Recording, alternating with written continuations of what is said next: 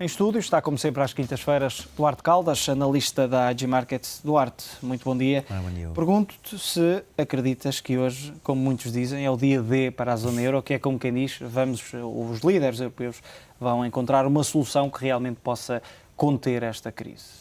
Eu acho que não. Eu acho que, de alguma forma, Angela Merkel tentou, de alguma forma, temperar as expectativas para esta reunião. A única forma de nós termos aqui alguma solução que altere, portanto, o status quo, parece-me ser por pressão do mercado.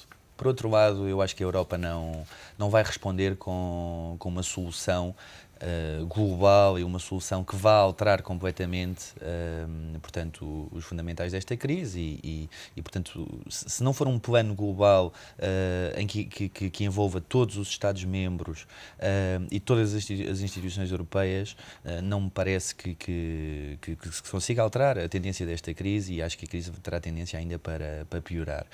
Hoje, aquilo que se espera e aquilo que o mercado, de alguma forma, está à espera é que haja alguns anúncios de melhorias das condições do plano da Grécia, ou do pacote de ajuda à Grécia, nomeadamente redução de taxas de juro, enfim, talvez alargar o prazo do empréstimo. Poderão ser anunciados programas de recompra de dívida. Isso também seria interessante, e sobretudo que haja envolvimento do setor privado, e isso eu acho que acaba por ser, no fundo, o fator menos positivo de uma solução que seja hoje anunciada. Ainda assim, Jean-Claude Juncker já vinha dizer esta manhã, e acaba por ser também mais uma voz a dizer o mesmo, a abordar a questão de ter que se considerar um default seletivo por parte da Grécia. Sim, especialmente se forem anunciados programas de recompra de dívida, portanto, a classificação como selective default será com certeza consequência, primeiro, do envolvimento do setor privado, como já tinha sido avançado pelas agências de rating, e depois também por estes programas de recompra de dívida. Portanto, já não é só o envolvimento do setor privado, parece muito difícil que a Grécia consiga escapar, portanto, a uma classificação de default, ou selective default, enfim, aquilo que depois se queira chamar. Aquilo que, do meu ponto de vista, poderia eventualmente ser muito positivo, seria um anúncio relativo à flexibilização do mecanismo e o aumento muito substancial dos fundos disponíveis para o mecanismo.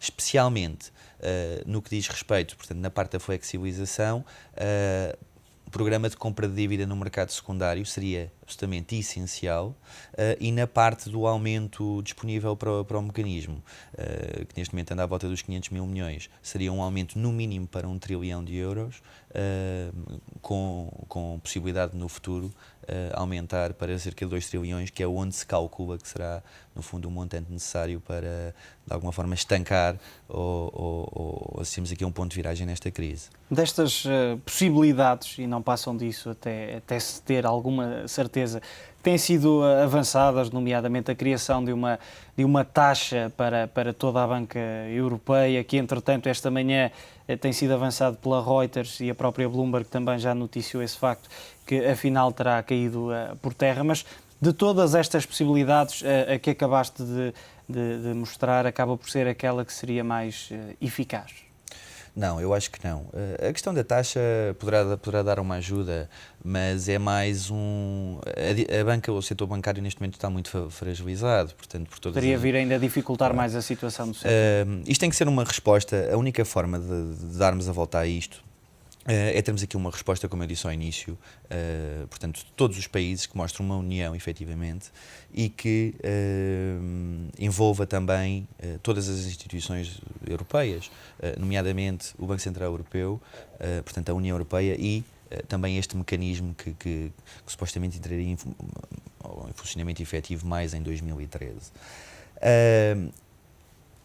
Eu acho que a solução, primeiro que tudo, para a Grécia, tem que passar pela questão do mecanismo. Antes disso, e tendo em conta que é difícil para o mecanismo, para estes programas de compra de dívida, é complicado, de alguma forma, captar o montante necessário, portanto este tal trilhão de euros, ou aumentar para o dobro o montante disponível do mecanismo, é complicado fazê-lo no curto prazo, especialmente a custos baixos, não é? Porque quanto mais urgência se tivesse nisto, mais alto seria o custo e, portanto, mais alto também depois seria o custo para os empréstimos aos países.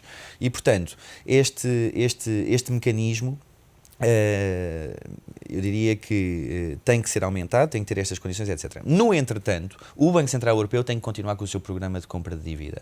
Já não faz há cerca de 4 meses. Já não faz há cerca de 4 meses, deveria continuar também é uma acho forma, que aqui, Duarte, desculpa interromper-te, de certa forma também equilibrar um pouco os juros que se têm sentido nestas emissões. Ou não? Se for o Banco Central Europeu a chegar ao mercado e a comprar, acaba por estabilizar um pouco esses juros. Com certeza, há vantagens e há desvantagens de ser o Banco Central Europeu, e tal como há vantagens e há desvantagens de ser um mecanismo. Portanto, mas das duas, portanto, ou o BCE ou o tal mecanismo tem que comprar dívida em mercado secundário, porque é a única forma, porque o mercado tem que entender, ou os investidores têm que entender, ou os especuladores, que não vale a pena contrariar a União Europeia, que há uma determinação no que diz respeito à estabilização desta situação. Se for o BCE, há aqui, eu diria, 3 condições para que isto resulte. Primeiro, o BCE não pode comunicar o montante que está envolvido. Portanto, ao não comunicar, o mercado não sabe quanto é que o BCE está disposto a gastar para comprar dívida. Depois, tem que ser muito agressivo ao início no programa de compra de dívida e de alguma forma, tem que passar uma mensagem ao mercado de que está determinado. Portanto, essa determinação é absolutamente, eu diria que é necessária, porque senão o mercado vai achar que vamos continuar com montantes pequenos de compra de dívida. A Europa não quer utilizar o BCE para fazer este programa de compra de dívida. No entanto, já se chegou à conclusão que o mercado não vai dar tempo à União Europeia para que desenvolva ou que ponha um mecanismo a comprar a dívida. E, portanto, no entretanto, o BCE vai ter, do meu ponto de vista, para estancar a situação, a solução teria que passar por aqui. O BCE compraria dívida, no entretanto, flexibilizava-se o mecanismo aumentava-se o valor, poderia comprar uma dívida em mercado secundário, etc, etc, e captaria, portanto, os fundos necessários e então avançava-se para um programa de compra de dívida dos vários países que estão a ser intervencionados, inclusivamente países que ainda não estão a ser intervencionados, mas que já estão a assistir a uma pressão de dívida, como a Itália e a Espanha. Precisamente esse ponto, Itália e Espanha, como é que saem estes 2 países depois ou do dia de hoje, se não houver uma medida tão eficaz quanto aquelas que tu defendes e que acreditas que são as mais indicadas nesta altura? Por exemplo, hoje a Espanha, para fazer uma emissão relativamente baixa de obrigações, pagou cerca de 6%, praticamente claro. 6%. Já se começam a sentir essas pressões bastante acentuadas? Já se começaram a sentir há mais tempo e vão continuar. E esta crise, ou este problema da dívida da periferia, dos países da periferia, que agora passou para economias de larga escala, como a Itália e a Espanha, não vai abrandar. Não vai abrandar porque o mercado não acredita que a Europa consiga ser proativa. E, portanto, nós só vamos ter uma solução que, em última análise, pode passar por, enfim, um crash no mercado, a União Europeia está completamente desacreditada e, portanto, vamos ter um mercado de dívida completamente pressionado, mercados de risco, nomeadamente os índices acionistas com quedas como assistimos na semana passada, no caso da Itália, a cair 5% em 2 sessões e depois 5% na primeira sessão e depois abrir aqui mais 5%, portanto estamos a falar de 10% na terceira maior economia da zona euro. Portanto, isto é uma pequena amostra daquilo que pode vir a acontecer. Portanto, é muito difícil, eu também percebo o quão difícil é para a Europa sair desta situação, porque, por um lado, se formos o BCE, estamos completamente a limitar o BCE nas suas decisões de política monetária, que devia ser isento e devia ser uma ferramenta de estabilidade e de controle da inflação, etc., tal como o mandato que tem. Por outro lado, se pomos um mecanismo, também acaba por ser difícil, porque o mecanismo também tem vários downside, nomeadamente, imaginemos, o mecanismo para comprar dívida tem que ir buscar fundos. E, portanto, como é que vai buscar fundos? Tem que emitir, não é? Portanto, e dívida que é garantida, por sua vez, por todos os países. E, portanto, se há garantias adicionais a ser dadas pelos países, isso também automaticamente pode implicar uma reclassificação dos ratings desses próprios países. Por outro lado, demora, como eu disse, demora mais tempo.